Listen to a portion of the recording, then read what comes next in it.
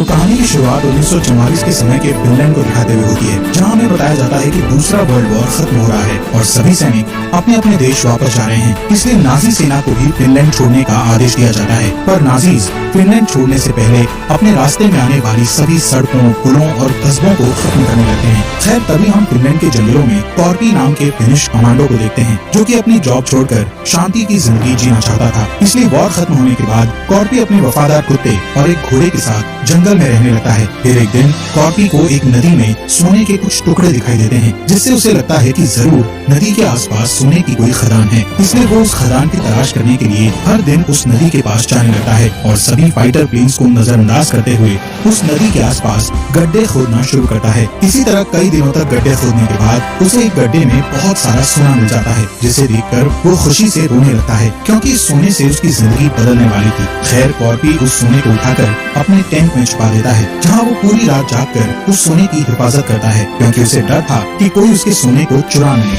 अगली सुबह कॉर्पी सारा सोना एक बैग में रखता है और अपने घोड़े पर बैठकर वहाँ से निकल जाता है, जिसके साथ साथ उसका कुत्ता भी पीछे पीछे जाने लगता है। कुछ घंटों चलने के बाद कॉर्पी को रास्ते में नाजी सेना का जनरल ब्रूनो दिखाई देता है, जो कि अपने सैनिकों के साथ वहाँ से गुजर रहा था। यहाँ ब्रूनो के पास एक खतरनाक टैंक था। इसके अलावा वो कई फिनिश औरतों को किडनैप करके अपने साथ ले जा रहा था। असल में वो सभी सैनिक उन औरतों के साथ गलत काम किया करते थे। तभी हम वुल्फ नाम के सैनिक को देखते हैं, जो कि एक औरत के साथ जबरदस्ती करता है। यहाँ कॉर्पी ब्रूनो को देखता है और फिर उसके सभी सैनिकों को अनदेखा करके आगे बढ़ने लगता है। तभी वुल्फ ब्रूनो के पास आता है और कॉर्पी को मारने के लिए अपनी गन उठा लेता है, जिस पर ब्रूनो उसे रोक लेता है और कहता है कि वो आदमी वैसे भी अपनी मौत के पास जा रहा है, क्योंकि हमारी एक टुकड़ी पीछे आ रही है। इसके बाद कॉर्पी वहाँ से आगे बढ़ता है, जहाँ उसे कई लाशें दिखाई देती है। असल में नाजी सैनिक लोगों को मारते हुए इस देश से बाहर जा रहे थे, पर कॉर्पी को उन लाशों से कोई फर्क नहीं पड़ता, क्योंकि वर्ल्ड वॉर के दौरान उसने भी कई लोगों की जान ली थी। खैर, थोड़ी दूर जाने के बाद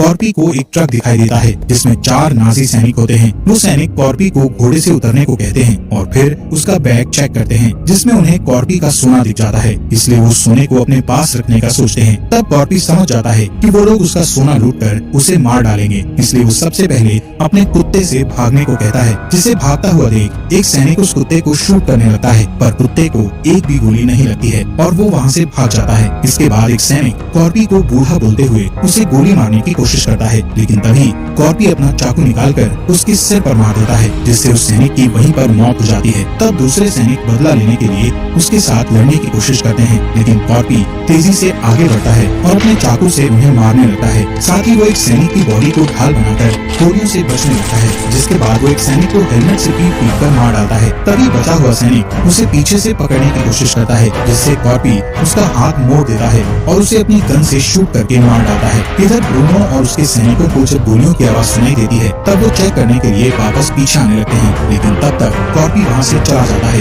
यहाँ ब्रूनो देखता है कि उसके 4 सैनिकों को किसी ने मार दिया है। तभी उसे अपने एक सैनिक के पास सोने का टुकड़ा दिखाई देता है, जो कि उस सैनिक ने अपनी जेब में छिपा लिया था। इस टुकड़े को देखकर ब्रूनो को समझ आ जाता है कि उसके साथियों को यहाँ से जा रहे उस बूढ़े आदमी ने ही मारा है और उसके पास बहुत सारा सोना है। इसलिए ब्रूनो कॉर्पी के पीछे जाने का फैसला करता है। कुछ ही देर बाद उन्हें रास्ते में कॉर्पी दिखाई देता है। तब वो अपने टैंक से उस पर गोली चलाने लगता है, लेकिन कॉर्पी अपने घोड़े की स्पीड बढ़ाता है और उन्हें चकमा देकर भागने लगता है। जिसके बाद कॉर्पी एक माइन फील्ड में चला जाता है, जहाँ नाजी सैनिकों ने कई माइन बिछाकर रखी हुई थी। इसी दौरान ब्रूनो भी वहाँ पहुँच जाता है, पर वो अपने आदमियों को शूट करने से मना करता है और हंसते हुए उन्हें बताता है कि ये बूढ़ा आदमी ब्लास्ट होने वाला है। तभी कॉर्पी का घोड़ा एक माइन पर पैर रख देता है, जिससे वहाँ ब्लास्ट हो जाता है और कॉर्पी घायल हो जाता है, पर इस ब्लास्ट में उसका घोड़ा मर जाता है। थोड़ी देर में ब्रूनो वहाँ आता है और देखता है कि कॉर्पी अपना सोना उठाकर बैग में रखा है। इसलिए ब्रूनो वहीं रुक जाता है और कॉर्पी को देखता रहता है। असल में वो सोना उठाने के लिए माइन फील्ड में जाना नहीं चाहता था, इसलिए वो कॉर्पी को मारने के लिए थोड़ा इंतजार करता है। तो जैसे ही कॉर्पी सारा सोना उठा लेता है, तब ब्रूनो अपने सैनिकों से